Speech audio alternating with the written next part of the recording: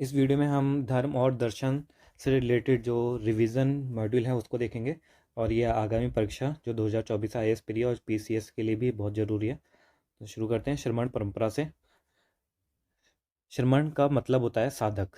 ठीक है, श्रमण का मतलब क्या होता है? साधक। ये ध्यान रख लेना, पूछा जा सकता है। श्रमण साधक ये एक परंपरा थी। यह 8वीं से 6वीं शताब्दी ईसा पूर्व के आसपास आरंभ हुई थी और यह परंपरा तब प्रकट हुई जब नए दार्शनिक समूहों ने ब्राह्मणों और वेदों के अधिकार को खारिज कर दिया। तो कब आया ये? जब नए दार्शनिक समूहों ने ब्राह्मणों और वेदों के अधिकार को खारिज कर दिया था। अब ये आध्यात्मिक स्वतंत्रता के लिए अधिक कठोर मार्ग में विश्वास करते थे। कैसे करते थे? आध्यात्मिक स्वतंत्रता के लिए अधिक अधिक कठोर मार्ग में विश्वास करते थे।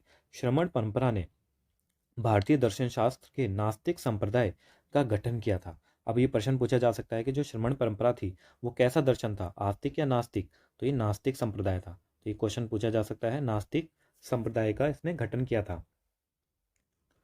फिर है ये वैदिक धर्म के समानांतर कई भारतीय धार्मिक आंदोलनों को संदर्भित करती है। वैदिक धर्म साथ साथ वैदिक धर्म भी चल रहा था, उसके समानांतर कई भारतीय जो धार्मिक आंदोलन थे उनको ये संदर्भित करती है। श्रमण परंपरा विविध दर्शनों से संबंधित है। बहुत सारे दर्शन हैं, इससे ये संबंधित है। एक दूसरे से काफ़ी अलग होने के साथ ही ये भारतीय दर्शन के 6 संप्रदायों को भी स्वीकार नहीं करती। ठीक है, तो भारतीय दर्शन के जो 6 संप्रदाय होते हैं जिसे अब अभी आगे देखेंगे उनको भी स्वीकार नहीं करती। अब यह है उत्पत्ति और विकास। तो प्रारंभिक वैदिक साहित्य, जो वैदिक साहित्य जैसे बृहन्या बृहदारण्य उपनिषद में श्रम शब्द का प्रयोग मुख्य रूप से ऋषियों और अन्य ऋषियों के लिए एक विशेषण के रूप में किया गया है। तो जो श्रम है उसका एक विशेषण शब्द है, ये विशेषण शब्द है। और इसके लिए किसके लिए यूज़ किया गया था? ये जो ऋषि थे, ऋषियों और अन्य भिक्षुओं के लिए किया गया है। तो वैदिक साहित्य में जैसे कि बृहदारण्य उपनिषद, तो पूछा जा सकता है कि जो श्रमण परंपरा है वो में जो वैसे श्रमण परंपरा नहीं, वैदिक साहित्य में जो श्रम शब्द का जो उपयोग क्या किस में मिलता है, तो कौन से उपनिषद में मिलता है? तो ध्यान रखना, बृहदारण्य उपनिषद में ही मिलता है। अब इसके बाद के शब्दार्थ विकास के दौरान यह शब्द कई गैर ब्राह्मण तपस्वी आंदोलनों और गैर वैदिक धर्म भारतीय दर्शन के नास्तिक संप्रदाय के संदर्भ में आया। और बाद में ये पहले ही धर्म जो वैदिक साहित्य में मिलता है ये शब्द श्रम, फिर बाद में धीरे धीरे क्या हो गया, एक गैर ब्राह्मण तपस्वी आंदोलन और जो गैर वैदिक धर्म था उसमें ये आ गया। ठीक है, तो अगर पूछा जाए कि श्रमण में परंपरा में जो श्रम शब्द है वो इसी का देन है, जो नास्तिक संप्रदाय का ही मूलभूत है, तो ऐसा नहीं है। ये परम पहले श्रम जो शब्द था वो वैदिक साहित्य में भी देखने को मिलता है। अब है अगला विभिन्न श्रमण संप्रदाय या भारतीय दर्शन के नास्तिक संप्रदाय। तो जितने भी नास्तिक संप्रदाय हैं यानी श्रमण संप्रदाय हैं वो यहाँ पर दिखाए गए हैं। तो कौन कौन से हैं यहाँ पर? जैन धर्म, बौद्ध धर्म, आजीवक, अज्ञान और चारवाक। ठीक है, ये सारे ये हैं, 5 हैं ये: जैन, बौद्ध, आजीवक, अज्ञान और चारवाक। अब आजीवक के बारे में पहले यहाँ पर बताया गया है। इस संप्रदाय की स्थापना 5वीं शताब्दी ईसा पूर्व में मखली गोशाल द्वारा की गई थी। तो किसने की थी? इसका याद कर लेना नाम को, मखली गोशाल। ये पूछा जाता है, मखली गोशाल द्वारा की गई थी आजीवक की। ये संप्रदाय पूर्ण नियति या भाग्य सिद्धांत यानी नियतिवाद के चतुर्दिक केंद्रित है। यानी यह संप्रदाय किसमें है? पूर्ण नियति पर, पूर्ण नियति सिद्धांत, नियतिवाद। जो नियतिवाद बोला जाता है कि भाई जो होगा देखा जाएगा, जो हमारे में लिखा है वही मिलेगा, भाग्य में लिखा हुआ है वही होगा, चाहे आप कुछ भी मत करो। तो ये इसी पर ही केंद्रित है, नियतिवाद पे है। तो आजीवक जो होगा वो पहला आपको ध्यान में रखना है मखली गोशाल, फिर आपको ध्यान में रखना है नियतिवाद। फिर यह स्वतंत्र इच्छा और कर्म में विश्वास नहीं रखता। कहता है स्वतंत्र इच्छा है और जो कर्म है, कहते हैं ना कर्म करोगे वैसा ही फल मिलेगा, जैसे गीता में बोला कर्म करो फल की इच्छा मत करो। लेकिन ये बोलते हैं भाई जो भाग्य में लिखा हुआ है तो वही मिलेगा, चाहे आप कितना भी कर्म कर लो। स्वतंत्र इच्छा में भी विश्वास नहीं करते। वो बोलते हैं कितने भी आप इच्छा रख लो आपको मिलेगा नहीं, आपको वही मिलेगा जो आपके भाग्य में लिखा हुआ है। ठीक है, तो ये स्वतंत्र इच्छा और कर्म में विश्वास नहीं करता। यह अणुओं के सिद्धांत पर आधारित है। किसके सिद्धांत पर? अणुओं के सिद्धांत पर आधारित, और मानता है कि सब कुछ अणुओं से बना है। जैसे परमाणु अणु होते हैं ना, एटम्स वगैरह, तो उससे बताया गया है कि कोई भगवान वगैरह कुछ नहीं है, क्योंकि नास्तिक है ये। तो इसने साइंटिफिकली बताया इन्होंने कि भाई कोई भी कुछ से भी नहीं बना है, ये सब अणुओं से बने हैं, अणुओं परमाणुओं से सब कुछ बने हैं, एटम वगैरह से। फिर आजीवकों ने सादा तपस्वी जीवन व्यतीत किया। उन्होंने बोला भाई सादा तपस्वी जीवन जिससे मन को शांति मिले, ऐसे जियो और अपने जो भी करना वो कर लो। ठीक है, अब कह रहा है उन्होंने बौद्ध और जैन धर्म का विरोध किया। वे नास्तिक थे, ये नास्तिक थे और इन्होंने बौद्ध और जैन धर्म का भी विरोध किया था। ठीक है, तो इन्होंने भी इसका विरोध किया। तो ये इंपॉर्टेंट पॉइंट है, इन्होंने बौद्ध और जैन दोनों का विरोध किया, और वे नास्तिक थे, तो पता ही है। वे कर्म को झूठ और पाखंड मानते थे। मैंने बताया ना, वो कर्म जो होती है, क्या क्या क्या करेंगे, जो जब हमें भाग्य में मिलेगा ही, भाग्य से ही मिलेगा, तो कर्म करके क्या करना हमें, तो ये कर्म नहीं करते थे। वे भौतिक रूप, जैसे जैन धर्म की निराकार आत्मा के विपरीत में भौतिक रूप में आत्मा के अस्तित्व में विश्वास करते थे। वो क्या करते थे, भौतिक रूप में आत्मा के अस्तित्व में विश्वास रखते थे। वो ये बोलते हैं कि भाई निराकार आत्मा नहीं है, वो आत्मा है, भौतिक रूप में है। समझे, भौतिक रूप में है, कोई आत्मन है, उसमें उसका विश्व अस्तित्व है, ना कि किसी ऐसी शक्ति का जो है ही नहीं कभी। तो निराकार आत्मा जिसका भी कोई रूप ना हो, ये कहते थे ऐसा नहीं है कि कोई भौतिक रूप में होती है आत्मा, उसी में ही विश्वास रखते थे। अब बिंदुसार 4वीं शताब्दी ईसा पूर्व के इसके अनुयायियों में से एक था। अब ये पूछा जा सकता है कि इसके अनुयायी कौन था, तो बिंदुसार था, वो इसके अनुयायियोयों में से एक था। तो ध्यान रखना, बिंदुसार जो था वो इसके अनुयायियों में से एक था। अब उत्तर प्रदेश के सावती, जो श्रावस्ती को आजीविकों का केंद्र माना जाता था। तो ये भी ध्यान रख लेना, उत्तर प्रदेश में जो श्रावस्ती था उसमें आजीविकों को केंद्र माना जाता था। अशोक के 7वें शिलालेख में आजीविकों का उल्लेख किया गया है। ठीक है, 7वें शिलालेख में आजीविकों का उल्लेख किया गया है। आजीविक संप्रदाय के ग्रंथ वर्तमान में मौजूद नहीं है। ठीक है, इसके ग्रंथ अभी मौजूद नहीं है। तो बस इतना ही है जो इससे रिलेटेड है। 7वें शिलालेख में इसका उल्लेख किया गया है। उत्तर प्रदेश का श्रावस्ती है, इसका केंद्र था। बिंदुसार इनका अनुयायी था। कर्म को ये झूठ और पाखंड मानते हैं, भौतिक रूप में ये आत्मा को मानते हैं, कोई भी निराकार आत्मा को नहीं मानते, अणुओं के सिद्धांत में वह सादा जीवन जीते हैं। बौद्ध और जैन धर्म का विरोध किया इन्होंने, नास्तिक थे, नियतिवाद थे, और सबसे बड़ी नकली गौशाला ने इनको इसको द्वारा स्थापना की गई थी 5वीं शताब्दी ईसा पूर्व में। ये हो गया आपका। अब है आपका अज्ञान। अज्ञान संप्रदाय उग्र संदेहवाद में विश्वास करता है। उग्र संदेहवाद, ठीक है, अज्ञान है, उग्र संदेहवाद में विश्वास करता है। संप्रदाय का मानना था कि प्रकृति के बारे में ज्ञान प्राप्त करना असंभव है। बोलते प्रकृति के बारे में आप कुछ नहीं कर सकते, यदि संभव भी हो तो भी मोक्ष प्राप्ति के लिए व्यर्थ है। यदि संभव भी हो तो भी मोक्ष प्राप्ति के लिए व्यर्थ है, यानी मोक्ष प्राप्ति के लिए आप कर भी लोगे तो भी कुछ नहीं होगा इससे। अब यह संप्रदाय जैन धर्म और बौद्ध धर्म का एक प्रमुख प्रतिद्वंदी था। ठीक है, ये भी प्रतिद्वंदी था, और उनका मानना था कि अज्ञान सबसे अच्छा है, यानी किसी भी चीज़ को जानने से अच्छा है उसके अज्ञानता बनी रहे। जैसे कहते हैं कि प्रकृति के बारे में आप अज्ञान प्राप्त कर लोगे तो क्या कर लोगे, असंभव है ऐसा, और कर भी लेकर भी आपको मोक्ष प्राप्त नहीं होने वाला। तो ये हर चीज़, किसी चीज़ में संदेह करते थे। ठीक है, डाउट रहता था इन्हें हर चीज़ में। तो इसलिए ये ना पूरा ज्ञान ही नहीं लेते थे, इसे बोला जाता है अज्ञान संप्रदाय। ठीक है, तो इन्होंने बोला अज्ञान सबसे अच्छा है। अगला है चारवाक संप्रदाय या लोकायत दर्शन। चारवाक या लोकायत, ये दोनों देख लेना। अब देख, बृहस्पति ने इस संप्रदाय की आधारशिला रखी। किसने रखी थी, बृहस्पति ने इसकी आधारशिला रखी थी। और यह संप्रदाय मोक्ष प्राप्त करने के लिए, जो मोक्ष होता है उसको प्राप्त करने के लिए भौतिकवादी दृष्टिकोण का मुख्य प्रतिपादक था। हर किसी ने वैसा दृष्टिकोण अपनाया था, लेकिन इन्होंने ही मोक्ष प्राप्ति के लिए बोला था कि भाई आप भौतिकवादी दृष्टिकोण भी अपना सकते हो। फिर इसका अन्य नाम था लोकायत दर्शन है। अन्य नाम लोकायत दर्शन है। उन्होंने किसी भी अलौकिक या देवी शक्ति के अस्तित्व से इनकार कर दिया। उन्होंने बोल दिया भाई कोई भी देवी शक्ति नहीं है, कोई भी अलौकिक नहीं है, जो भी है बस ये लौकिक है, और कोई भी अलौकिक वगैरह कोई देवता नहीं है। उन्होंने मोक्ष प्राप्त करने की आवश्यकता के खिलाफ तर्क दिया। उन्होंने कहा मोक्ष वोक्ष कुछ नहीं होता, आप कुछ भी मत करो। ठीक है, कुछ ऐसा प्राप्त करने के लिए नहीं है, बस आओ पियो और जाओ, जो होगा देखा जाएगा। अब चारवाक जो थे, आकाश को 5 आवश्यक तत्वों में से एक नहीं मानते, क्योंकि इसे प्रत्यक्ष के माध्यम से अनुभव नहीं किया जा सकता। ठीक है, तो ये पूछा जा सकता है जो चारवाक थे वो किसको 5 आवश्यक तत्वों में से एक नहीं मानते थे, तो उसमें आ जाएगा आकाश। और क्यों नहीं मानते थे, क्योंकि इसे प्रत्यक्ष के माध्यम से अनुभव नहीं किया जा सकता। यानी वो उसी को सच मानते थे जिसको आप है ना छू सकते हो, प्रत्यक्ष अनुभव कर सकते हो, तो आकाश को ये नहीं कर सकते, इनका ऐसा मानना है। वे खाओ पियो और मौज करो के सिद्धांत के प्रतिपादित करते थे। कहते हैं जो भी करना है खाओ पियो मौज करो। और वो एक और कहावत है, कहते हैं उसमें क्या, अगर कुछ भी खाओ पियो, गुड़ दही वगैरह पियो, जो भी मतलब वो था, घी पियो। और कैसे पीना है, अगर पैसे पैसे ख़त्म हो जाए तो दूसरों से उधार लेकर के पियो। तो यानी यही कहते थे खाओ पियो और मौज करो। अगर आपके पैसा नहीं है या आपके पास किसी चीज़ से कमी है तो आप उसे उधार ले लो और मौज करो। ऐसा सिद्धांत था, जो होगा वो तो देखा जाएगा। कोई कर्म नहीं है, कोई भी मोक्ष नहीं है, सब यही है। और ये करा था बृहस्पति ने, इस सिद्धांत की आधारशिला रखी थी। तो चारवाक संप्रदाय, लोकायत संप्रदाय ये ध्यान रखना है आपको। फिर अगला है बौद्ध धर्म। ठीक है, बौद्ध धर्म की उत्पत्ति सिद्धार्थ की कहानी से जुड़ी है, जो बुद्ध के नाम से विख्यात है। और यह ईसाई धर्म, इस्लाम और हिंदू धर्म के बाद दुनिया का चौथा सबसे बड़ा धर्म है। पहला सबसे बड़ा इस्लाम, फिर ईसाई, इस्लाम और हिंदू धर्म के बाद चौथा है आपका बुद्ध धर्म। विश्व की आबादी का लगभग 7% और भारत की जनसंख्या का 0.7% है। बुद्ध धर्म के अंतर्गत अवधारणाएं और दर्शन, यहाँ पे पूरा बुद्ध धर्म देखेंगे हम। तो बुद्ध धर्म के मूल सिद्धांतों को 4 प्रमुख आर्य सत्यों के माध्यम से समझा जा सकता है। 4 प्रमुख आर्य सत्य हैं यहाँ पर, कि ये ऐसे सत्य हैं जो हमेशा से रहते ही हैं। तो ये पहला है दुख का सत्य। ठीक है, कहते हैं दुख है भाई, जीवन में दुख है। फिर दुख की उत्पत्ति का सत्य है, यानी बोलते हैं समुदाय, यानी दुख का जो उत्पत्ति होती है वो भी दुख की उत्पत्ति होती है। फिर दुख निरोध का सत्य है, निरोध यानी दुख को मिटाया जा सकता है। और दुख के निरोध के मार्ग का सत्य, यानी दुख को जो मिटाओगे उसका क्या मार्ग है।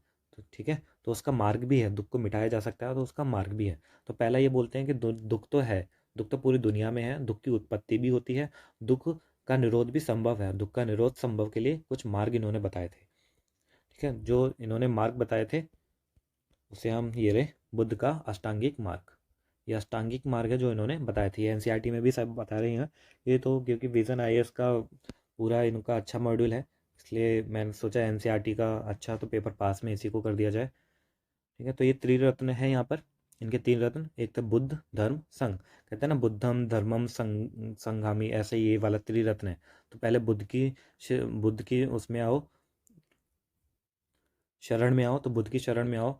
फिर बुद्ध के धर्म के शरण में आओ, यानी जो उन्होंने मार्ग दिखाया है वो उसकी शरण में आओ।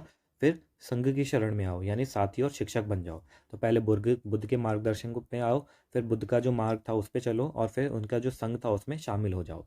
तो ये थे त्रिरत्न। अब इसके बुद्ध के जो अष्टांगिक मार्ग है वो यहाँ पर है। सम्यक दृष्टि, सम्यक दृष्टि, सम्यक संकल्प, सम्यक वाणी, फिर सम्यक कर्मात, सम्यक आजीविका, सम्यक व्यायाम, सम्यक स्मृति और सम्यक समाधि। ये आपके 8 अष्टांगिक मार्ग होते हैं। सम्यक दृष्टि का मतलब सही समझ होनी चाहिए, सम्यक संकल्प सही विचार होना चाहिए, और सम्यक वाणी सही भाषण होना चाहिए, सही सम्यक कर्मात यानी सही कार्य, सम्यक आजीविका सही आजीविका होना चाहिए आपका, जो काम वाम आप कर रहे हो। फिर सही प्रयास होना चाहिए व्यायाम में। फिर सही चेतना, सही सम्यक स्मृति में सही चेतना होनी चाहिए, जैसे आप करोगे तो इसकी चेतना का विकास होगा। फिर सम्यक समाधि यानी सही एकाग्रता, और जब आप ऐसे कर जाओगे तो आप पूरा इस दुखों से मुक्ति पालोगे, और ये जो दुख का अंत हो जाएगा, जो यहाँ पर बताया था। जो दुख के मार्ग यही है, अष्टांगिक मार्ग, और इससे आपका दुख का निरोध जो होगा वो खत्म, जो निरोध होगा वो पूरा मिल जाएगा आपको। ठीक है, यानी दुख पूरा आपका खत्म हो जाएगा। तो अष्टांगिक मार्ग इन्हें याद कर लेना। वैसे तो पूछा नहीं जाता, लेकिन क्या पता पूछ लिया जाए। फिर बुद्ध धर्म के तहत प्रमुख बोधिसत्वों में शामिल है, ये इनसे हमेशा क्वेश्चन आता है बोधिसत्वों में। ठीक है, तो इसे देख लेना, बोधिसत्वों में से ये सारे क्वेश्चन आ रखे हैं। तो अवलोकितेश्वर बुद्ध की करुणा को प्रकट करता है, अवलोकितेश्वर।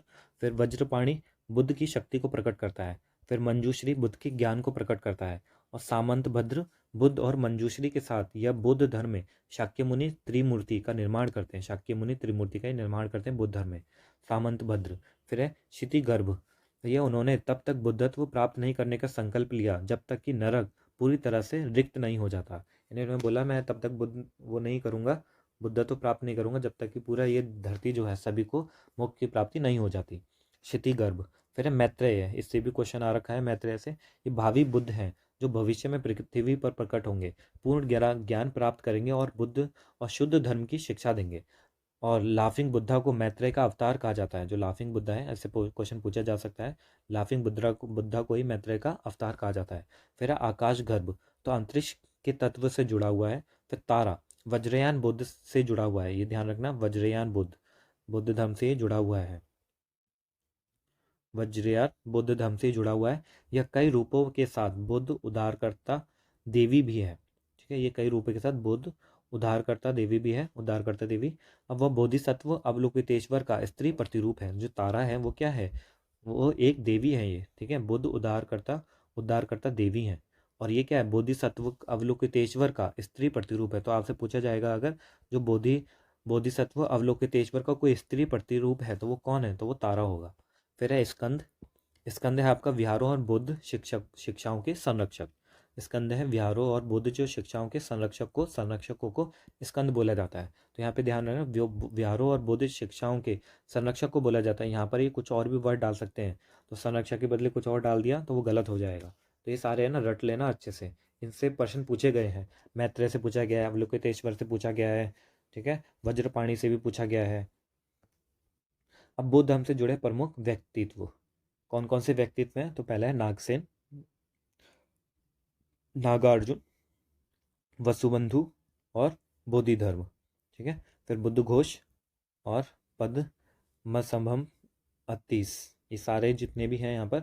अब इसमें से नागसेन के बारे में पूछा गया है, ठीक है। इससे मैचिंग में आया था नागसेन ने क्या लिखा था, तो लगभग 100-150 ईसा पूर्व में मिलिंद पनोह पुस्तक के लेखक थे ये। मिलिंद पनोह पुस्तक के लेखक थे, इससे क्वेश्चन आ रखा है पहले भी। नागसेन के बाद अगले हैं नागार्जुन, ठीक है, नागार्जुन और महायान बौद्ध धर्म के माध्यमिक दर्शन के संस्थापक। तो किससे संबंधित है? महायान बौद्ध धर्म से। और इन्होंने किसकी स्थापना की थी? माध्यमिक दर्शन की, ठीक है, माध्यमिक दर्शन के संस्थापक थे। फिर है अगला है वसुबंधु। वसुबंधु महायान बौद्ध धर्म के एक प्रस्तावक थे। ये भी महायान के, आप ये देखो दोनों ध्यान रखना है, हीनयान के थे कौन, महायान के थे, तो ये महायान के हैं दोनों। अब जिन्होंने सर्वास्तिवाद और स्वतांत्रिक संप्रदायों के दृष्टिकोण से लेखन किया, इन्होंने इन दोनों के दृष्टिकोणों से ही लेखन किया था, सर्वास्तिवाद और स्वतांत्रिक। इससे भी प्रश्न पूछा गया है, ये किससे रिलेट पूछा गया था, ये किससे संबंधित है, ठीक है, तो ये बौद्ध धर्म से संबंधित है। फिर है बोधि धर्म। इन्होंने बौद्ध धर्म को चीन में पहुंचाया था। तो किसने बौद्ध धर्म को चीन में पहुंचाया था? बोधि धर्म ने। फिर अगला है बुद्ध घोष।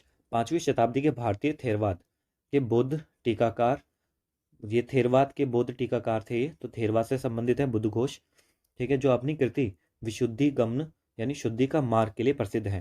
तो ये वाला ध्यान रख लेना, जो थेरवाद के बौद्ध टीकाकार हैं और उनकी कृति क्या है? विशुद्धि मग, ठीक है, बुद्धि शुद्धि का मार्ग, विशुद्धि मार्ग, बुद्ध घोष ने क्या था इसको लिखा था। अब फिर है पदम संभव। इन्होंने तिब्बत, नेपाल, भूटान और भारत के हिमालय राज्यों में दूसरे बुद्ध के रूप में माना जाता है। तो इन्हीं को ही दूसरे बुद्ध के रूप में माना जाता है। तो पूछा जा सकता है, जैसे मैत्रेय पूछा गया है, ऐसे दूसरे बुद्ध के रूप में किसको जाना जाता है, इसे ही पूछा जा सकता है। तो ये जो भारत के हिमालय राज्य हैं उसमें, और तिब्बत, नेपाल, भूटान इसमें है, इसमें दूसरे बुद्ध के रूप में पदम संभव को माना जाता है। अब है अतीस, एक बंगाली बौद्ध धार्मिक नेता और गुरु थे। ये बंगाली बौद्ध धार्मिक नेता गुरु थे, जो उन्होंने 11वीं शताब्दी में एशिया में महायान और वज्रयान बौद्ध धर्म के प्रसार में प्रमुख भूमिका निभाई थी। तो एशिया में इन्होंने महायान और वज्रयान बौद्ध धर्म का प्रसार किया था, ठीक है, अतीस। अगला है भारत से नेपाल तक राष्ट्रीय ट्रांसनेशनल बौद्ध सर्किट। तो जितना भी ये बौद्ध सर्किट है, ट्रांसनेशनल बौद्ध सर्किट है, तो भारत से नेपाल तक का उसको बताया गया है यहाँ पर। तो पहला आ जाता है कुशीनगर। तो कुशीनगर वह स्थान जहाँ 543 ईसा पूर्व में भगवान बुद्ध बीमार पड़ गए थे और उनकी मृत्यु हो गई थी। तो जहाँ पर मृत्यु हो गई थी उस जगह का नाम है कुशीनगर। और वैशाली वह स्थान जहाँ भगवान बुद्ध ने अपना अंतिम उपदेश दिया। तो अंतिम उपदेश कहाँ पर दिया था? वैशाली में। फिर बोध गया है बिहार में, यह वह स्थान है जहाँ राजकुमार सिद्धार्थ को बोधि वृक्ष के नीचे ज्ञान की प्राप्ति हुई थी। जो बोध गया, तो बोधि वृक्ष के नीचे उन्होंने बैठे थे और ज्ञान की प्राप्ति हुई थी। फिर सारनाथ, वह स्थान जहाँ भगवान बुद्ध ने अपना पहला उपदेश दिया। तो पहला उपदेश सारनाथ में दिया था, अंतिम उपदेश दिया था उन्होंने वैशाली में। फिर राजगीर, 12 वर्षों के लिए भगवान बुद्ध का वर्षावास इसी स्थान पर हुआ था। तो 12 वर्षों के लिए भगवान बुद्ध का जो वर्षावास था उसके लिए राजगीर प्रसिद्ध है। अपने सिद्धांतों का प्रसार करते हुए उन्होंने कमल सूत्र के उपदेशों और ज्ञान के पूर्णता सूत्र के बारे में प्रचार किया। तो किसके बारे में किया उन्होंने? कमल सूत्र के उपदेशों और ज्ञान के पूर्णता सूत्र के बारे में प्रचार किया था। फिर है लुम्बिनी। अब यह वह स्थान है जहाँ भगवान बुद्ध का जन्म हुआ था। तो जन्म कहाँ पर हुआ था? लुम्बिनी में। अब यहाँ पे बुद्ध को विभिन्न बौद्ध ग्रंथों में तथागत या शाक्यमुनि के नाम से भी संबोधित किया गया है। तो तथागत और शाक्यमुनि जो पूछा जाए कि किसके नाम है, तो ये बुद्ध के ही नाम है। बुद्ध धर्म के तहत बुद्ध के पूर्ववर्ती कश्यप बुद्ध थे। जो कश्यप बुद्ध थे, कौन थे वो? बुद्ध के पूर्ववर्ती थे। और जो आने वाले हैं वो कौन से? मैत्रेय होंगे, ठीक है, इसी पे भी लिखा हुआ है। तो मैत्रेय तो पूछा गया है, ठीक है। तथागत और शाक्यमुनि से भी शायद पूछा गया है। कश्यप बुद्ध से अभी नहीं पूछा गया, तो शायद इस बार कश्यप बुद्ध से ही आ जाए, तो ध्यान रखना आप। फिर अब बौद्ध धर्म के अंतर्गत विकसित 4 प्रमुख संप्रदाय। तो 4 प्रमुख संप्रदाय है आपके। पहला आ जाएगा हीनयान, महायान, फिर थेरवाद और वज्रयान, ठीक है। वज्रयान को तांत्रिक बौद्ध धर्म भी बोला जाता है। तो यहाँ पर पहले हीनयान था, जो सबसे पहला ही रूप था उसे हीनयान बोला जाता है। उसके बाद जो बट गया वो महायान, फिर थेरवाद। तो पहले एक को ही देख लेते हैं, हीनयान को। इसका अर्थ है हीनतर वाहन, ठीक है, इसका अर्थ होता है हीनतर वाहन। और यह संप्रदाय रूढ़िवादी संप्रदाय था। रूढ़िवादी का मतलब ये नहीं है कि ये, मतलब इसका मतलब है कि ये जो परिवर्तन नहीं चाहता था, यानी जैसा बुद्ध भगवान ने रास्ता दिखाया था ये उसी रास्ते पर चलता था, ठीक है। बुद्ध भगवान ने जो उपदेश दिए थे उन्हीं के उसी पे चलते थे, और बाकी किसी पे नहीं चलते थे। तो ये जो पहले चलता हुआ आ रहा था उसी पे ही चलते थे। अब इसमें बुद्ध के मूल उपदेश के अनुयायी शामिल थे, बताया ना, बुद्ध ने जो मूल उपदेश दिए थे उसी के अनुयायी इसमें शामिल थे। और ये मूर्ति या मूर्ति पूजा में विश्वास नहीं करते थे। ये मूर्ति पूजा नहीं करते थे। ये कहते थे जो जैसे बुद्ध ने शुरू करा था तो ये बुद्ध के उपासक थे, कोई मूर्ति पूजा वगैरह नहीं करते थे, क्योंकि बुद्ध भी जो थे वो मूर्ति के पूजा के विरोध में थे, तो ये भी मूर्ति पूजा नहीं करते थे। और यह व्यक्तिगत मोक्ष में विश्वास रखते थे। कहते थे व्यक्तिगत मोक्ष, जो भी बुद्ध की शरण में आएगा उससे भी मोक्ष की प्राप्ति हो जाएगी। अब विद्वानों ने जनसाधारण से बातचीत करने के लिए पाली भाषा का प्रयोग किया। फिर सम्राट अशोक ने हीनयान को संरक्षण दिया। सम्राट अशोक ने भी इसको संरक्षण दिया था। अपने मूल रूप में यह संप्रदाय वर्तमान में युग में लगभग ना के बराबर है। मूल रूप में ये बिल्कुल ही खत्म हो गया है, ठीक है। अगर आप बौद्ध धर्म को अपनाते हो या बौद्ध धर्म को मानते हो तो आप देखना आप कौन से बौद्ध धर्म को आप मानते हो, हीनयान को या बौद्ध महायान को। तो मेरे हिसाब से तो जो हीनयान है वो ज़्यादा वो है, क्योंकि ये बिल्कुल जुड़ा हुआ है भगवान बुद्ध से। फिर महायान है। महायान का मतलब होता है श्रेष्ठतर वाहन, जो श्रेष्ठ होता है। हीन का मतलब कम और महा का मतलब ज़्यादा, ठीक है, श्रेष्ठ जो उससे ज़्यादा हो। अब यह अधिक उदार है। ये इसमें थोड़ा परिवर्तन आ गया था। और यह बुद्ध की स्वर्गीयता और बुद्ध प्रकृति को मूर्त रूप देने वाले बोधिसत्वों में विश्वास रखता है। तो ये किस में विश्वास रखता है? बोधिसत्वों में। अब क्वेश्चन में पूछा गया था ये बोधिसत्व किससे संबंधित है, तो बोधिसत्व है ना महायान बुद्ध से संबंधित है, तो ये पूछा गया है पहले भी। तो ये जो स्वर्गीयता और बुद्ध प्रकृति को मूर्त रूप देने वाले, तो यानी बुद्ध को इन्होंने क्या दे दिया? मूर्ति। और यहाँ पर हमने बताया था उन्होंने मूर्ति पूजा नहीं की थी। और यह बुद्ध की मूर्ति या छवि पूजा में विश्वास करता है। यहाँ पर ही मूर्ति पूजा में विश्वास नहीं करते जो हीनयान थे। फिर है यह सभी की दुखों से सार्वभौमिक मुक्ति में विश्वास करता है। कहता है सभी की दुख जो होंगे वो सबकी सार्वभौमिक मुक्ति मिल जाएगी, ना कि कोई व्यक्तिगत मोक्ष होगा। फिर कहते हैं विद्वानों ने मुख्यतः संस्कृत भाषा का प्रयोग किया। अब यहाँ पर ये ना थोड़े संस्कृत भाषा का प्रयोग करने लग गए। तो यानी जिस भाषा का वो विरोध करते थे पहले, मतलब जो ब्राह्मणों की भाषा थी उसी को अपना लिया, पाली भाषा को छोड़ दिया। अब है कुषाण वंश के सम्राट कनिष्क को पहली शताब्दी ईस्वी में बौद्ध धर्म के महायान संप्रदाय का संस्थापक कहा जाता है। तो ये प्रश्न पूछा जा सकता है कि कुषाण वंश के सम्राट कनिष्क को महान महायान संप्रदाय का संस्थापक कहा जाता है, ठीक है। बौद्ध धर्म के महायान संप्रदाय के संस्थापक किसे कहा जाता है? तो ये कनिष्क को कहा जाता है। फिर अगला है एक बोधिसत्व सभी प्राणियों के लाभ के लिए पूर्ण ज्ञान प्राप्त करना चाहता है। जो बोधिसत्व होता है वो सभी के लिए पूर्ण ज्ञान प्राप्त करने करेगा। एक बोधिसत्व जिसने इस लक्ष्य को पूरा कर लिया उसे सम्यक बुद्धे कहा जाता है। अभी इस पे क्वेश्चन नहीं पूछा गया है सम्यक बुद्धे, तो ये ध्यान रखना है, इस पे क्वेश्चन पूछा जा सकता है। सम्यक बुद्धे तो ये किससे रिलेटेड है? महायान से या हीनयान से? या ये भी पूछा जा सकता है ये किससे है? अब बुद्धे आ रहा है तो बुद्ध धर्म से भी होगा, लेकिन बुद्ध में भी किस धर्म से? हीनयान से या महायान से? फिर अगला है आपका थेरवाद। तो थेरवाद है या हीनयान के उप समुच्चय में से एक है, ठीक है, यानी ये भी हीनयान से संबंधित ही है एक तरीके से, और इसे स्थिरवाद भी बोला जाता है, ठीक है, थेरवाद या स्थविरवाद। अब यह बड़े भिक्षुओं के संप्रदाय को संदर्भित करता है। जो बड़े भिक्षु थे उनका संप्रदाय को संदर्भित करता है। अंतिम लक्ष्य क्लेशों की समाप्ति और निर्वाण। क्लेश की उदात्त अवस्था की प्राप्ति में मन की अवस्थाएं जैसे चिंता, भय, क्रोध, ईर्ष्या, इच्छा, अवसाद आदि शामिल है। तो इसमें बताया गया है कि जो इसका उपदेश था, जो अंतिम लक्ष्य है वो क्या है? क्लेशों की समाप्ति करना, ठीक है। जो भी हमको परेशान करते हैं वो सारी चीज़ों को समाप्त करना और निर्वाण प्राप्त करना, ठीक है। निर्वाण क्लेश की उदात्त अवस्था की प्राप्ति में मन की अवस्थाएं जैसे कि चिंता, भय, क्रोध, ईर्ष्या, इच्छा, अवसाद आदि शामिल हैं। तो इसमें बताया गया है कि मन की अवस्थाएं होती हैं और इनसे ये ना आपको निर्वाण प्राप्ति मिल जाएगी। यही क्लेश होते हैं। जैसे चिंता हो गया, आजकल हर युवा जो लोग हैं वो चिंता में हैं, भय में हैं, क्रोध में भी रहते हैं। फिल्मों में क्रोध दिखाया जाता है इतना, उसी से ही फिर आज के लोग भी फिर कहते हैं हम तो हीरो बन गए क्रोध करके। ईर्ष्या देखते हैं, दूसरे की खुशी से चिढ़ते हैं, इच्छा खत्म नहीं होती है, अवसाद में रहते हैं। तो ये सारी चीज़ क्या है? ये सारी चीज़ क्लेश हैं, समझे? ये अवस्था है जिससे छुटकारा मिल सकता है। अब यह विभज्यवाद, ठीक है, विभज्यवाद भी टर्म, ये सारे टर्म जो भी हैं सब याद कर लेना। यानी विश्लेषण के शिक्षण की अवधारणा में विश्वास करते थे। तो किस में करते थे? विभज्यवाद में, यानी विश्लेषण के शिक्षण की अब यह स्वयं के प्रयासों से आत्ममुक्ति प्राप्त करने पर जोर देते हैं, स्वयं के प्रयासों से आत्ममुक्ति, क्योंकि ये सिंपल सा बात है, क्योंकि ये किससे संबंधित है, हीनयान से, और हीनयान भी तो खुद ही बोलते हैं कि व्यक्तिगत मोक्ष होगा, तो इसलिए भी इन्होंने भी बोला कि स्वयं के प्रयासों से आत्ममुक्ति प्राप्त करो।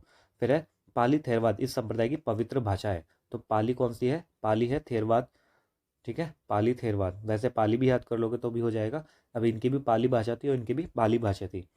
फिर है बुद्ध घोष द्वारा रचित विशुद्धि गम, शुद्धि का जो मार्ग है, इस संप्रदाय का महान ग्रंथ है। तो इस ग्रंथ को ध्यान रख लेना, जो अभी हमने ऊपर भी देख लिया है, विशुद्धि मग, जो विशुद्धि मग है यानी शुद्धि का मार्ग, किसने लिखी थी, बुद्ध घोष ने, और किसकी संप्रदाय की है ये, स्थिरवाद की, थेरवाद की। अब अगला है वज्रयान यानी तांत्रिक बौद्ध धर्म। तो ये महायान उप संप्रदायों में से एक है। अब ये वाला जो हो जाएगा वो महायान का संबंधित है इसका। अब यह हिंदू धर्म से प्रभावित था, जैसे हमने बताया ये संस्कृत वगैरह का यूज़ करने लग गए थे। इसमें बौद्ध दर्शन के साथ ब्राह्मणवादी यानी वेद आधारित अनुष्ठानों को संयोजन में शामिल किया गया, ठीक है। यानी बौद्ध दर्शन में इसने क्या कर दिया, ब्राह्मणवादी जो अनुष्ठान थे उनको शामिल कर लिया, और मुख्य देवता जो थी इनकी तारा थे, तारा अभी हमने देख लिया एक देवी थी, ठीक है। फिर है यह तंत्र मंत्र और यंत्रों में विश्वास करते थे। और फिर ये बुद्धत्व प्राप्त करने के लिए मंत्र एक आसान और तीव्र मार्ग है। इन्होंने बोला कि जो अगर आप बुद्धत्व प्राप्त करते हो तो उसके लिए जो मंत्र वगैरह होते हैं, मंत्रोच्चारण जो होता है वो एक आसान और तीव्र मार्ग होता है।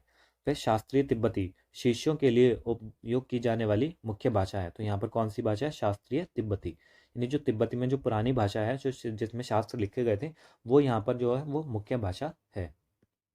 तो आपने ये तीनों देख लिए, इनको बार बार रिवाइज कर लेना। ये पीडीएफ भी आप डाउनलोड कर सकते हो विजन आई की वेबसाइट पे जा करके, वहाँ पे आपको क्योंकि रिवीजन शेड्यूल मिल जाएगा, वहाँ से आप इसे डाउनलोड भी कर सकते हो और अपने आप भी पढ़ सकते हो।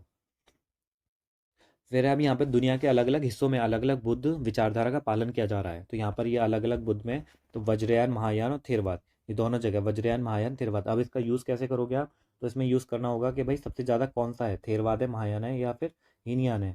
तो अभी हमने देख लिया है कि सबसे ज़्यादा आपका वही वाला है, चाइना में जो है महायान वाला ही है, उसके बाद आपका आता है वज्रयान वाला, फिर बाद में आता है थेरवाद वाला, ठीक है। तो महायान, फिर वज्रयान, और फिर थेरवाद। पहले नंबर पे महायान है, फिर वज्रयान है, फिर थेरवाद है। फिर बुद्ध मुद्राएं हैं, इससे भी मुद्रा से क्वेश्चन आ रखा है, पहले भी भूमि स्पर्श मुद्रा से आ रखा है शायद, ठीक है। तो ये पूछा गया था भूमि इस मुद्रा किस चीज़ के लिए है, तो ये सारी मुद्राएं होती हैं, अभय मुद्रा, ध्यान मुद्रा, करण मुद्रा, भूमि स्पर्श मुद्रा, वरद मुद्रा, धर्म चक्र मुद्रा, वज्र मुद्रा, वितर्क मुद्रा और ब्राह्मणीय मुद्रा। ये पूछा जा सकता है मुद्रा किस धर्म से रिलेटेड है। अब है बौद्ध शब्दावली, अधिष्ठान, ये शब्दावली भी आती हैं। थेरवाद बौद्ध धर्म में अधिष्ठान 10 पूर्णताओं में से एक है। तो ये किससे संबंधित है, थेरवाद से संबंधित है। तो ये अधिष्ठान में 10 पूर्णताओं में से एक है, और यह बोधिसत्व के पूरी तरह से जागृत होने के संकल्प का उदाहरण है। यानी जो बोधिसत्व होगा उसको वो क्या हो जाएगा, पूरी तरह से जागृत हो जाएगा, यानी इसका मतलब हो जाएगा कि वो मिल गया है, ठीक है, बोधिसत्व मिल गया है, तो उसे बोलते हैं अधिष्ठान। तो ये याद कर लेना, थेरवाद से संबंधित है। थेरवाद बौद्ध धर्म में जो अधिष्ठान होता है उसमें 10 पूर्णताओं में से एक है। फिर है आगम, सुत पिटक की गैर महायान खंड, तीन पिटक हैं, सुत पिटक है, और इसमें सारे जो भगवान बुद्ध की जो शिक्षाएं हैं और जो संघ के नियम हैं वो इसमें बताए गए हैं। 3 चीज़ें हैं ये, जिसे हम अभी आगे देखेंगे। तो ये जो आगम है वो सुत पिटक के गैर महायान खंड है ये आगम। फिर अमिताभ है पश्चिमी शुद्ध भूमि के बुद्ध, तो पश्चिमी शुद्ध भूमि के बुद्ध हैं ये अमिताभ। अब इसे अमीदा के नाम से भी जाना जाता है। अब तथागत, पाली ग्रंथों में, जो पाली ग्रंथ है उसमें स्वयं का जिक्र करते समय गौतम बुद्ध इसका इस्तेमाल करते थे, यानी ये तथागत जो होता है गौतम बुद्ध के लिए वो स्वयं के लिए इस्तेमाल करते थे। फिर है 5 तथागत, ये 5 स्वतः जन्मे आकाशीय बुद्धों में से एक समूह है, बुद्धों का एक समूह है। तो आकाशीय बुद्धों का एक समूह है जो सदैव समय के आरंभ से अस्तित्व में रहे हैं। इन्हें ध्यानी बुद्ध के नाम से भी जाना जाता है। किस नाम से, ध्यानी बुद्ध के नाम से भी जाना जाता है, ठीक है। तो ये ध्यान रखना। और ये कौन कौन से हैं यहाँ पर, अमोघ सिद्धि, अमिताभ, वैरोचन, अक्षोभ्य और रत्न संभव, ये 5 है, 5 तथागत हैं, इसे ध्यान रखना। तो ये पूछे जा सकते हैं कोई से भी, अमोघ सिद्धि, अमिताभ, वैरोचन और अक्षोभ्य और रत्न संभव। फिर अगला है अहर्त, अरहत। तो बौद्ध धर्म में अरहत संस्कृत भाषा या अरहंत पाली भाषा एक जीवित व्यक्ति है। तो अरहत कौन सा है, एक जीवित व्यक्ति है, और ये अरहत जो संस्कृत भाषा में बोला जाता है, पाली भाषा में इसी को अरहंत बोला जाएगा। तो ये जो जीवित व्यक्ति जो आत्मज्ञान प्राप्त कर चुका है, ऐसा व्यक्ति, जीवित व्यक्ति जो आत्मज्ञान को प्राप्ति हो चुकी है। महायान बौद्ध परंपराओं ने इस शब्द का प्रयोग उन लोगों के लिए किया जो आत्मज्ञान के मार्ग पर आगे बढ़ चुके हैं, लेकिन जो पूर्ण बुद्धत्व तक नहीं पहुंच पाए हैं। तो अभी बीच रास्ते में ही उन्हें पूर्ण बुद्धत्व नहीं प्राप्त हुआ है, और ये महायान बौद्ध परंपराओं से संबंधित है अरहत। तो ध्यान रखना, ये टर्म अगर पूछा जाएगा तो पूछ लिया जाएगा किससे संबंधित है ये, तो अरहत बौद्ध धर्म से, बौद्ध धर्म में भी महायान बौद्ध धर्म से संबंधित है। और ये कौन है, जिन्हें ऐसे व्यक्ति जिन्होंने आत्मज्ञान प्राप्त कर लिया है लेकिन अभी भी ये पूर्ण बुद्धत्व नहीं प्राप्त कर पाए हैं। फिर अब भावचक्र। भावचक्र जो सृष्टि या चक्रीय अस्तित्व, ठीक है, एक प्रतीकात्मक प्रतिनिधित्व है, प्रतीकात्मक प्रतिनिधित्व है, यह तिब्बती बौद्ध मंदिरों की बाहरी दीवारों पर पाया जाता है। तो भावचक्र सृष्टि या चक्रीय अस्तित्व, ये से ध्यान रखना, कुछ भी पूछा जा सकता है। चक्रीय अस्तित्व किससे संबंधित है, तो ये एक तरीके से प्रतीकात्मक प्रतिनिधित्व है, प्रतीकात्मक चिन्ह है ये एक तरीके से। और ये जो तिब्बती बौद्ध मंदिर है, वहाँ पर दीवारों में कोई तिब्बत गया होगा, बौद्ध मंदिर गया होगा, तो उसने वहाँ पर ये देखा होगा। फिर अब भांत। इसका उपयोग थेरवाद परंपरा में बौद्ध भिक्षुओं को संदर्भित करने के लिए प्रयोग किया जाता है। तो किसमें ये थेरवाद परंपरा में बौद्ध भिक्षुओं को संदर्भित करने के लिए किया जाता है। अभी दोनों को ध्यान में रखना है, ये जो भांत है वो क्या है, थेरवाद परंपरा से संबंधित है। पहले तो बौद्ध से ही संबंधित हो गया, बौद्ध धर्म में भी जो थेरवाद परंपरा उससे संबंधित है, और उसमें भी बौद्ध भिक्षुओं को संबंधित किया जाता है इसको। भांते का शाब्दिक अर्थ होता है आदरणीय श्रीमान, ठीक है, इसका आदरणीय श्रीमान होता है भांते। फिर है बोधिसत्व। जो आपने देखा होगा यूपी वगैरह में जो जो लाल कपड़े पहनते हैं उन्हें यही बोला जाता है भाते, ठीक है, भाते आ गए हैं जब कोई आदरणीय श्रीमान आ गए हैं। फिर है बोधिसत्व। बोधिसत्व प्रबुद्ध प्राणी है। बोधिसत्व क्या है, प्रबुद्ध प्राणी है जो सभी संवेदनशील प्राणियों की मदद करने के लिए अपने स्वयं के उद्धार को स्थगित कर देते हैं। अब ये क्वेश्चन भी पूछा गया है, पता नहीं 2021 या 20 में पूछा गया है इससे, बोधिसत्व से, ठीक है। तो ये प्रबुद्ध प्राणी है जो क्या है, संवेदनशील प्राणियों की मदद करने के लिए अपने स्वयं के उद्धार को स्थगित कर देते हैं। कहते हैं कि भाई हम तो ठीक है, हमें मोक्ष नहीं चाहिए, हम पहले दूसरों को उद्धार करते हैं, उसके बाद हम देखेंगे अपना। फिर है शुद्ध भूमि बौद्ध धर्म। महायान बौद्ध धर्म की एक विस्तृत शाखा है ये, ठीक है, महायान बौद्ध धर्म की है, और ये पूर्वी एशिया में बौद्ध धर्म की सबसे व्यापक रूप से प्रचलित परंपराओं में से एक है। तो पूर्वी एशिया में क्या है, बौद्ध धर्म की सबसे व्यापक रूप से प्रचलित परंपराओं में से एक है। अब शुद्ध भूमि बौद्ध भिक्षुओं की एक परंपरा है। शुद्ध भूमि जो है वो बौद्ध भिक्षुओं की एक परंपरा है जो बुद्ध अमिताभ पर केंद्रित है। अभी यहाँ पर 3-4 चीजें याद रखना। पहले तो शुद्ध भूमि बौद्ध धर्म, ये महायान से संबंधित है। फिर दूसरा, पूर्वी एशिया में है ये, बौद्ध धर्म की सबसे व्यापक रूप से प्रचलित परंपरा है। और ये तीस क्या है, ये परंपरा है, ठीक है, ये एक परंपरा है, बुद्ध भिक्षुओं की एक परंपरा है। और जो भी किससे संबंधित है, बुद्ध अमिताभ पर केंद्रित है, बुद्ध अमिताभ पर ये केंद्रित है। तो ये सारी चीज़ें आपको यहाँ पर ध्यान रखनी है। परंपरा है और महायान बुद्ध से है, पूर्वी एशिया में है, और ये बुद्ध अमिताभ पर केंद्रित है। अब बुद्ध संगति आपने पढ़ा होगा, 4 संगतियाँ हुई थी, तो उसी बुद्ध संगतियों को अब हम देखेंगे। बुद्ध संगति में प्रथम बुद्ध संगति,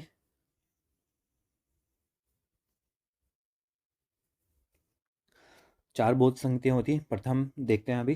प्रथम हुई थी 483 ईसा पूर्व में, और स्थान क्या था, राजगृह। ये सारा याद कर लेना है, ठीक है। प्रथम हुआ था राजगृह में, जो इसके अध्यक्ष थे महाकश्यप थे, और ये संरक्षक कौन थे, हर्यक वंश के राजा इनके संरक्षक थे। अब इसका परिणाम क्या हुआ, तो आनंद ने, यह आ गया ना, सुत पिटक और विनय पिटक, जो मैं अभी आपको बता रहा था, ये वही है, सुत पिटक और विनय पिटक। जो आनंद थे उनके वो थे उनके शिक्षक थे, उनके शिष्य थे, ठीक है, बुद्ध की शिक्षाओं का संग्रह। तो सुत्त पिटक में क्या है, सुत्त पिटक में होता है आपका बुद्ध की शिक्षाओं का संग्रह है, उसकी रचना की थी। रचना किसने की थी, आनंद ने की थी, सुत्त पिटक की। फिर महाकश्यप ने, ठीक है, महाकश्यप ने क्या किया था, विनय पिटक यानी मठ संहिता की रचना की थी। तो जो सुत्त पिटक था उसमें क्या था, सुत्त पिटक में जो बुद्ध ने शिक्षाएं दी थी उनको एक साथ उन्होंने लिख लिया था। तो आनंद ने लिखा, अगर आप सुत्त पिटक पढ़ते हो तो उसमें ना जो बुद्ध ने जो जो बोला वो इसमें बताया गया है। फिर मठ संहिता है आपकी विनय पिटक में। विनय मतलब नियम वगैरह, तो नियम विनय कहते हैं ना, विनय नियम। तो ये विनियम जो होते हैं, तो इसमें नियम है, मठ के जो नियम होते हैं वो इसमें बताए गए हैं कि मठ में कैसे जिया जाता है। तो इसकी रचना यहाँ पर की थी। तो हम आनंद और महाकश्यप, तो दोनों ध्यान रखना। और इसके संरक्षक थे जो थे हर्यक वंश के राजा थे, और इसके जो अध्यक्ष थे महाकश्यप थे, ठीक है, जो जिन्होंने विनय पिटक की रचना की थी वही है। और राजगृह था इसका स्थान। अब द्वितीय हुई थी आपकी, द्वितीय 383 ईसा पूर्व में, 383 ईसा पूर्व में, 100 साल बाद। और ये हुई थी वैशाली में। और इसके जो अध्यक्ष थे वो कौन से थे, सबाकामी, ठीक है। और इसके जो संरक्षक थे वो कौन से थे, शिशुनाग वंश के राजा कालाशोक। तो ये कालाशोक ध्यान रखना, ये अशोक नहीं है, कालाशोक है, ठीक है। अशोक तो तीसरे में आएंगे, अशोक मौर्य सम्राट के अशोक। फिर इसमें है, इसमें क्या क्या बदल वो हुए थे, परिणाम थे इसके संगति के। तो पहला बड़ा विभाजन यहाँ पर हुआ, बड़ा विभाजन यहाँ हो गया, और दो समूह जो बाद में थेरवाद और महायान में विकसित हुए, तो थेरवाद और महायान में यहाँ पर ये विकसित हो गए। तो यहाँ पर जो पहला विभाजन जो हुआ था वो द्वितीय जो वो थी आपकी बौद्ध संगति थी, उसमें विभाजन हुआ था द्वितीय में, और यहाँ पर विभाजन हुआ था थेरवाद और महायान में। फिर दूसरा है बौद्ध धर्म का स्थिर स्थविरवादिनी, ठीक है, जो थेरवाद थे और महासंघिकों में विभाजन हो गया। फिर बुद्ध धर्म का यहाँ पर फिर से हो गया, जो थेरवाद और महासंघिकों में इसमें विभाजन हो गया। विभाजन मठवासी अनुशासन के गौण बिंदु पर था, जो विभाजन क्यों हुआ था वो भी बताया जा रहा है यहाँ पर। तो जो मठवासी अनुशासन था उसके गौण बिंदु पर हो गया था, वो चाहते थे कि ऐसा मठ इस तरीके से काम करे, वैसे काम करे, तो इस वजह से यहाँ पर विभाजन हो गया। तो अब ये ध्यान रखना, तो ये किससे संबंधित होता है, थेरवाद, महायान और स्थविरवादिनी जो थेरवादी थे, और महासंघिक जो थे, ये सब बुद्ध धर्म से रिलेटेड है। उनका जो विभाजन हुआ था वो काल अशोक के काल में हुआ था, और जब अध्यक्ष थे साबकामी में, वैशाली में, द्वितीय बौद्ध संगति में। फिर तृतीय बौद्ध संगति हुई थी 250 ईसा पूर्व में, और ये कहाँ पर था, पाटलिपुत्र में। तो और इसके जो अध्यक्ष थे वो थे मोगलीपुत्र तिस्सन, ठीक है, मोगलीपुत्र तिस्स थे वो इसके अध्यक्ष थे, और इसका जो संरक्षक थे वो थे अशोक। अब यहाँ पर है अभिधम्म पिटक, ये तीसरी थी अभिधम्म पिटक। पहला हमने देख लिया, पहला जो था सुत पिटक, दूसरा है विनय पिटक, और तीसरा है अभिधम्म पिटक। इसकी रचना हुई के साथ ही आधुनिक पाली त्रिपिटक लगभग पूर्ण हुआ। जो आधुनिक पाली त्रिपिटक था वो पूरा हो गया। अब फिर है इसमें बौद्ध धर्म प्रचारकों को दूसरे देशों में भेजा गया। यहीं पर अशोक के, जब आप अशोक का काल पढ़ते हो तो इसमें आपको पता है कि बुद्ध अशोक ने बहुत सारे बौद्ध धर्म प्रचारकों को दूसरे देशों में भेजा गया था। अब अगला है चतुर्थ जो हुई थी लगभग प्रथम शताब्दी में, और ये कश्मीर में हुई थी, ठीक है। और इसके जो अध्यक्ष थे वो थे वसुमित्र और अश्वघोष, वसुमित्र और अश्वघोष इसके अध्यक्ष थे। और इसके जो संरक्षक थे वो तो कौन थे, कुषाण वंश के राजा कनिष्क, कनिष्क इसके थे। और इसके परिणाम क्या निकले, तो अभिधम्म ग्रंथों का प्राकृत से संस्कृत में अनुवाद किया गया। तो पूछा जा सकता है कि प्राकृत से संस्कृत में जो अनुवाद हुआ था अभिधम्म ग्रंथों का, वो किसके दौरान किया गया था, तो कुषाण वंश के राजा कि कनिष्क के दौरान हुआ था, ठीक है। फिर है सर्व स्थिरवाद, जो सर्व स्थिरवाद सिद्धांतों को पिटकों पर तीन बड़े भाष्यों में व्यवस्थित किया गया। तो सर्वस्वादी जो सिद्धांत थे उनको क्या कर दिया गया, तीन बड़े भाष्यों में व्यवस्थित कर दिया गया, इन तीन बड़े बड़ी किताबों में बांट दिया गया। फिर बौद्ध धर्म का महायान और हीनयान संप्रदाय में अंतिम विभाजन हो गया। तो यहाँ से ये दोनों क्या बन गए, महायान और हीनयान का अंतिम विभाजन यहाँ पर हो गया। तो यहाँ पर पूछा जा सकता है कि कौन सा महायान और संप्रदाय में अंतिम रूप से विभाजित हुए थे, चतुर्थ बौद्ध संगति में हुए थे, और जब कनिष्क था, ठीक है, राजा कनिष्क था। तो यहाँ तक हो गया हमारा पूरा खत्म। फिर यहाँ देख लेते हैं 1871 ईस्वी में थेरवाद बौद्ध परिषद और 1954 ईस्वी में थेरवाद बौद्ध परिषद को क्रमशः पांचवी और छठी बौद्ध परिषद के रूप में जाना जाता है। तो यहाँ पर चार तो हमने देख ली, तो एक पांचवी भी हुई थी, पांचवी हुई थी थेरवाद बौद्ध परिषद जो 1871 में हुई थी। फिर 1954 में हुई थी थेरवाद बौद्ध परिषद, तो ये थी आपकी पांचवी। तो ये पांचवी, सॉरी चौथी, पांचवी और छठी में ही ये देखा जा सकता है। तो अगर पूछा जाए आपसे, क्वेश्चन पूछा जाए कि अभी तक कितनी बौद्ध संगतियाँ वो हो चुकी हैं, ठीक है, बौद्ध संगति, तो अभी तक 6 हो चुकी हैं। तो जो छठी जो आखिरी थी वो 1954 में हुई थी, और अभी उसके बाद से अभी तक नहीं हुई है। अब हम आते हैं जैन धर्म पर। ये जैन धर्म से वाला हम अगले पार्ट में कवर करेंगे, ठीक है। तो चलिए मिलते हैं अगले पार्ट में, बने रहना सेकंड पार्ट के लिए। तब तक के लिए बाय बाय।